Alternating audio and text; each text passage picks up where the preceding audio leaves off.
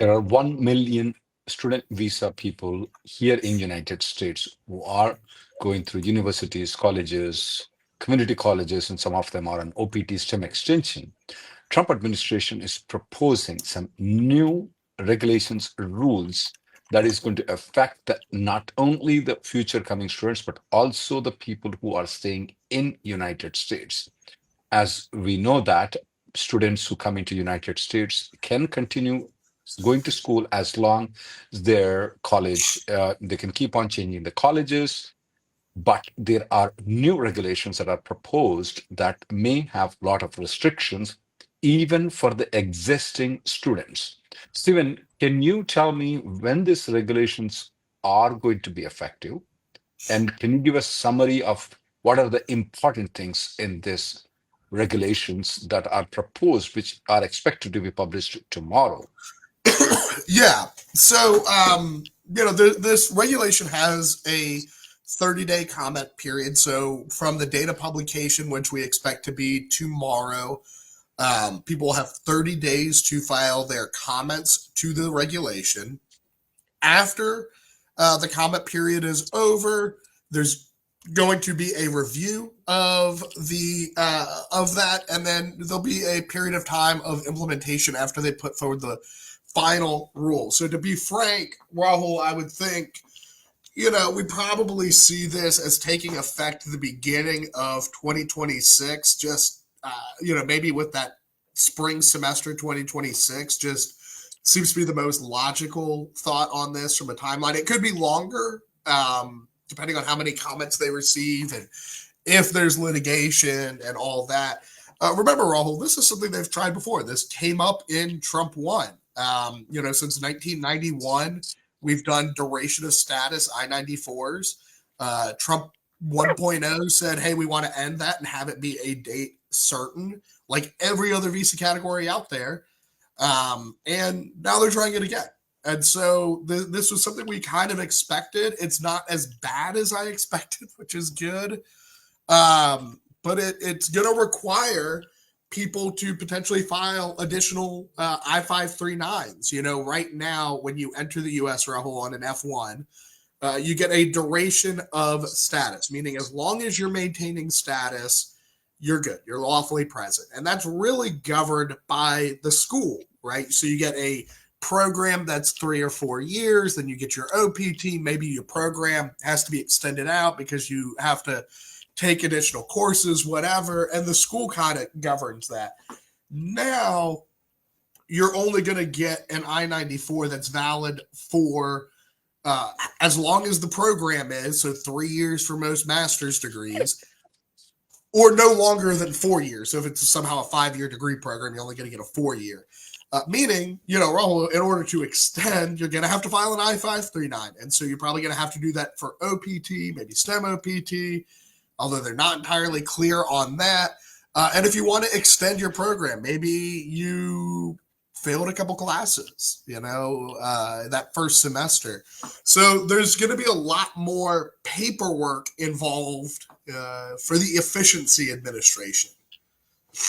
So the way I look into is that 4 years is a maximum, but at the same time, if the program end dates is lesser, whichever is lesser, most of the master's degree program do last for 2 years. So by any chance, if I want to take some extra courses, then I want to do one more semester. That means that I have to apply for I-539 form.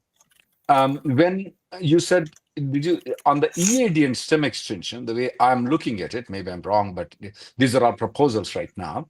If I graduate from master's degree right now, even though it ends in 2 years, but if I apply for OPT, that is considered to be requesting for extension of the status too at the same time. And the Agreed. same thing with the STEM extension at this point of time. So in general, for the master students, it seems to be fine.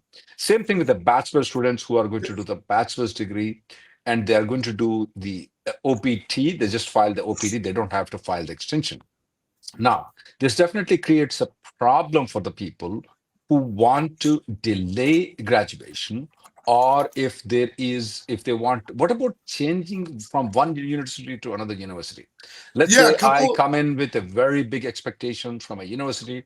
All of a sudden, I end up in a South Dakota, where I don't know how to survive there. It's cold, it's chilly, minus 30 degrees, and I don't know how to survive. I'm almost dying there, and I want to move to a different university. What are the process for it at that point of time? Yeah, a couple of thoughts. One, there are provisions where you can only transfer after completing 1 year. So that is going to be restrictive. Now, I expect, Rahul, we're going to see comments about that. They want you to finish that 1 year. Let's see here. I'm trying to find the language, but yeah, they want you to complete 1 year before you can transfer. And so, to your point, you've had kids go through college. I went through college. Knew a lot of people. Some people go to schools and it's not a good fit. Maybe academically, maybe culturally. Even American students, Rahul, they transfer. I think that might be something that gets a little pushback on. It's about having to complete 1 year, but we'll see. It's in the proposal. The other thing, Rahul, I thought was interesting is you cannot extend your status for the same degree level. Meaning, if you complete a master's degree and you do your OPT and your STEM OPT, you can't now go back and get another master's degree at some school in Kentucky. You So, so can't let just me keep understand going to one school. thing. So, if I do a master's in computer science, then later on I decided that in furthering my profession, I would like to have an MBA, and I got admission in Harvard University. How does that process work? I have to go outside the country, get the stamping, and or can I extend it within United States by applying I-539? Or I I don't cannot think do you're going to anything. I don't think you're going to be able to do an I-539 under the proposal. Right here it says requiring any non-immigrant who has completed a program at one education level to only be allowed to begin another program at a higher educational level while in F1 status, and prohibiting a change to the same or a lower educational level while in F1 status. Now, to your point, maybe in the comments they come up with a final rule that says, okay, we can do this on a case by case basis. To your point, maybe you graduate from the University of Houston down here, and now you've got, hey, I've got an opportunity to go study at MIT, right? Mhm. Maybe we should allow that. That is Who will allow it? Do I have to furthering file your the education. I-539, or is it like I have to go back outside the country to get the stamping? Under the rules right now, I think you would have to go for visa processing, and maybe you might not be able to be admitted.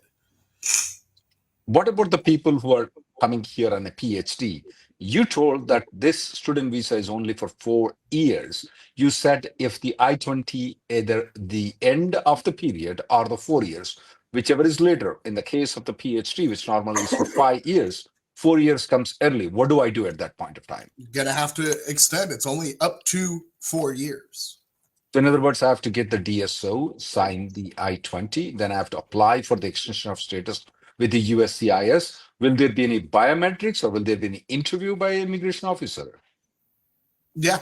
Well, that's interesting. They retain the right to require people to apply, come to biometrics, and retain, in their view, their regulatory rights to require a interview. Now, is um, what they cite is that they can require for any I-539, they can require you to come in for an interview. Obviously, we never see that, but maybe that'll be something that's coming. So what about the students who are here? Let's say, for example, I am a bachelor's degree. I graduated in bachelor's degree here in USA, and then I did my OPT and STEM extension, and I got an admission into an MBA in Harvard University right now. So will I be able to complete my master's degree because it will be the end of the period for the master's degree, or because I crossed 4 years, I have to apply for the extension of status right now? I think you'd have to apply for the extension of status.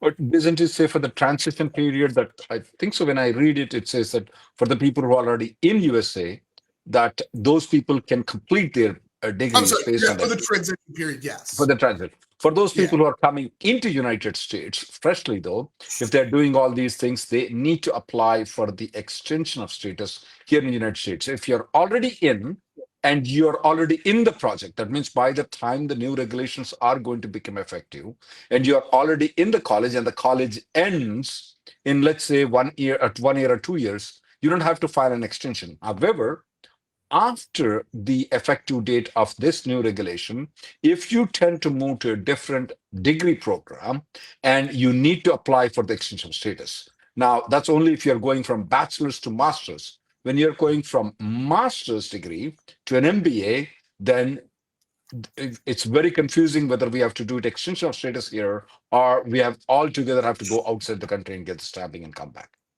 Is that right? And I think to your one of your points there, there's a lot of undefined scenarios in this regulation that I am curious. I know groups are working on comments. I'm sure NAFSA is. I'm sure ALA is. I'm sure student organizations are. We'll be putting something together for people to comment. So the big thing I would encourage, Rahul, is for people to go through this. It is long, but it addresses other visa types that we really don't need to address. And go from there. So this is applicable to the people who are 1 million people who are already in United States, not only the people who are applying to come into United States. Is that right? That's correct. Okay. Any other things that you want to discuss about the student visa? What people need to be careful about? Yeah, I mean, I think right now the big thing, Rahul, is be careful of fake news. This is a proposed regulation. This is the administrative process at work. The government wants to change a regulation, and so they are going forward and proposing it. Individuals throughout the country, whether they are in favor of this or anti this, or maybe they just want to get rid of F1 visas altogether, are eligible to comment. Department of Homeland Security is going to review and respond to those comments. They will create a final rule and then go forward. This isn't a rule today, Rahul. You don't need to file an extension of status today, but it could be in the future. We're going to draft a email to the people, and we are going to put the email addresses, how to comment on it.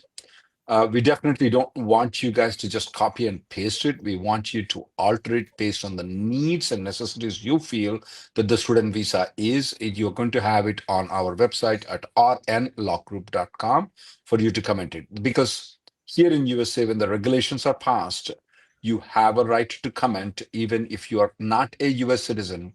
Even if you are an F1 visa, if you are a prospective student, if you are a DSO, if you are a university authority, if you are an H1B, if you are expecting your kid to go into school later on when your child is an H4, you can definitely comment on that. There is no limit that you have to be a US citizen to comment on it. So we will give the information on RN Law Group blog. You can log in. We also put a Q&A on this particular subject. You can look into it. This is going to be eventually be effective somewhere in 2026, early 2026 or later part of 2025. This administration is very serious on getting this thing executed. And as Stephen has pointed out, they also tried last time, but this time it's completely different.